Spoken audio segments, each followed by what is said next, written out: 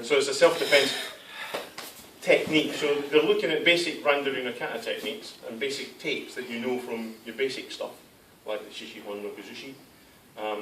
And so you're doing cross grips, opposite grips.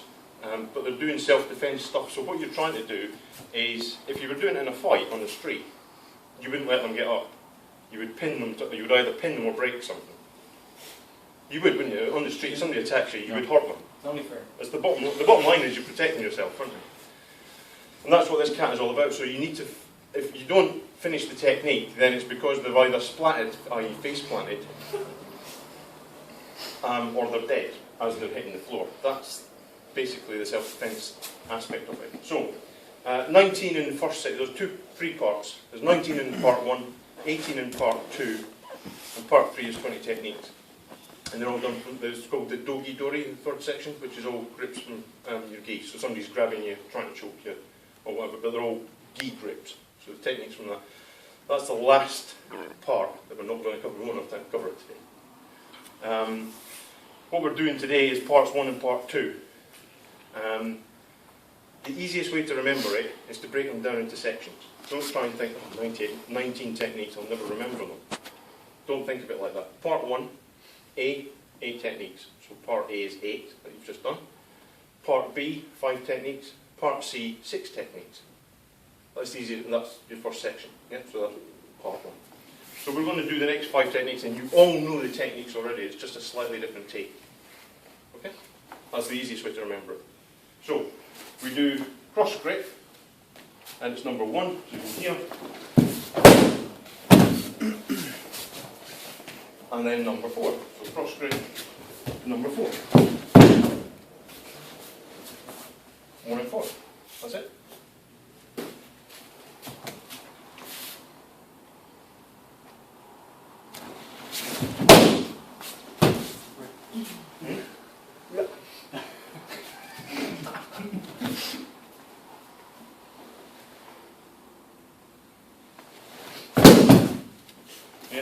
An elbow into the below the belt, but in the dojo obviously don't hit them, just lift them off. Yeah, 1 and 4. 1 and 4. Yeah, easy. The last part of this section, so that's the first 2. The last 3 are done from this grip. So you do 1, 4, and then you do 1, 2, and 3. Yeah, got it. You do number 1.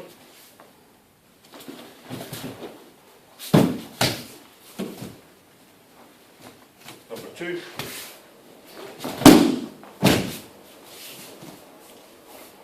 And number 3.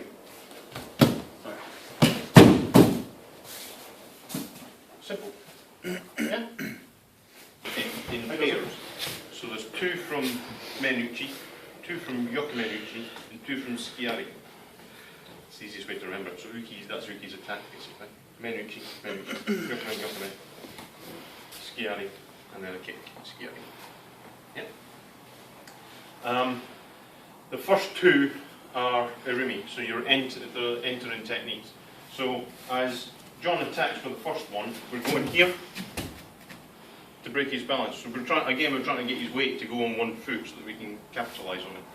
So we literally just sort of step off and hit him, a bit like the kneeling section from the Goryu Daisan, where you catch it as it just before it gets any momentum. Yeah, so you're catching it early. So you rimi by doing that, and then do Hoshidoshi. Okay, pin his arm, like you did in the first lot, fairly straightforward. And the next one is Irimi, but this time you're letting it fall this time. So as he does Menuchi, you let it fall. To do Iriminagi. Now, when you're doing this Iriminagi, it's slightly different. When you do your normal Iriminagi from the Koryu Daiyon, so you've gone like this. Yeah, Koryu Daiyon, you take a step. You don't take a step for this one because it's more self-defensive. So, on this occasion, as we get into here, some this way so you can see. So it's all done in the hip. So the hand comes up here and goes into the pectoral muscles in that direction. You turn your hip So this comes into your center, and it's a hard break fall for Uki. Uki literally just drops. Yeah? Yeah. So 2 men uchis. The first one you take early, in that direction, and then finish Oshitoshi. And the second one you step past him, so you're literally just sort of skipping the hand. So as he comes past, you skip past it, and then drop straight. Yeah? Want to practice those two, or just get cracking? Those two. Those two? Yeah. Do that keep a minute ago. You don't hit them with your hand, or you literally hit them with, from your fingers down to your elbow, so you smash into them. So as it comes past, that's the balance break, and then you just smack them with your hand, basically, which sends them to the floor. You run out of ukis if you keep hitting your uki, obviously, because they can only take about 2 or 3. So as they get you, just smack them straight. Yeah. So it's Aigami, yeah. Can you prove that, Jim? Only 2 or 3. Only on John. I take 4. I can hold the plate if you want. And then the next one, so the next yokomen is Shionagi. So you're doing number 14. So as it comes in, we're going in here.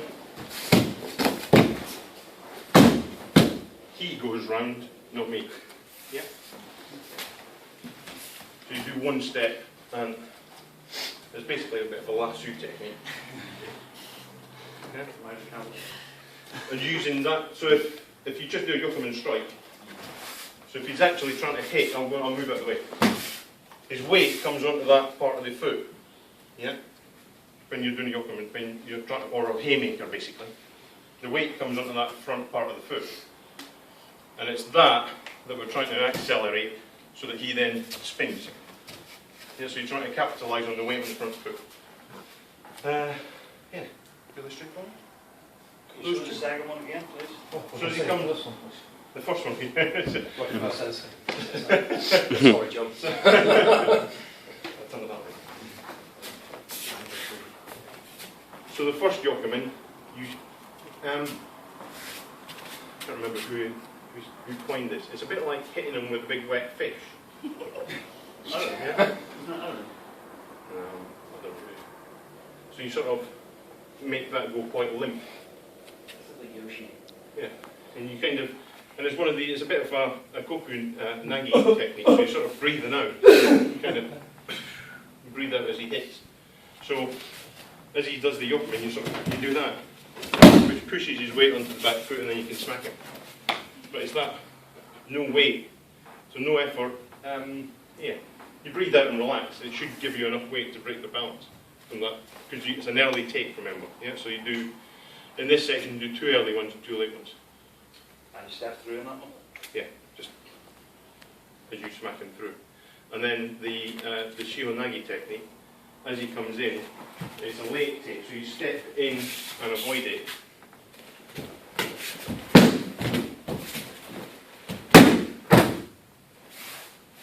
So he keeps going. Key to this is not to pull him round your waist, just to pull him to your knees. So you've got to do it slow. So easy doing it slow. Take the step, pull that to your knee. Try and let him keep his balance.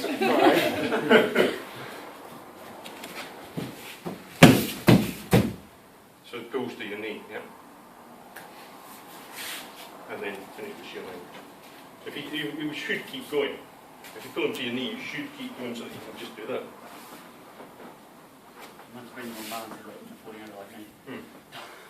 Okay, dokes. And it comes into the centre. You've probably seen that before, haven't you? Where you do it with your knees. The if somebody's you can practice, you can try this to see if it works for you. But if somebody punches you, you know when you're doing your normal kotagaishi and rendering the cat, your hands are open, aren't they? So if you're doing rendering the cat, yeah. So this is open, so you can put your hands like this, can't you? If somebody's got, make a fist. If you try to do this on, keep, I won't be able to do it. Yeah, you'll never be able to do that to somebody on the street. You'll never be able to put your hands, because unless you train your thumbs to be so strong, you'll never be able to do that, certainly against somebody that's big. What you have to do is you have to use your whole body, make fist. Ah! Yeah?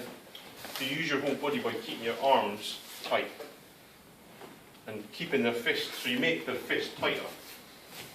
Yeah? Make their fist tighter, keep your elbows in. You resist it? Yeah. The more he resists it, the easier it is to do the mitigation.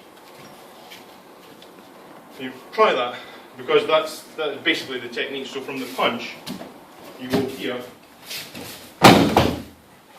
turn him over, keep the elbow bent, but you're pinning the shoulder to the mat, but with your knee basically on the back of his forearm. So that is going into his back, and his elbow is pushed. So the shoulder pins, yeah? Doesn't it, John?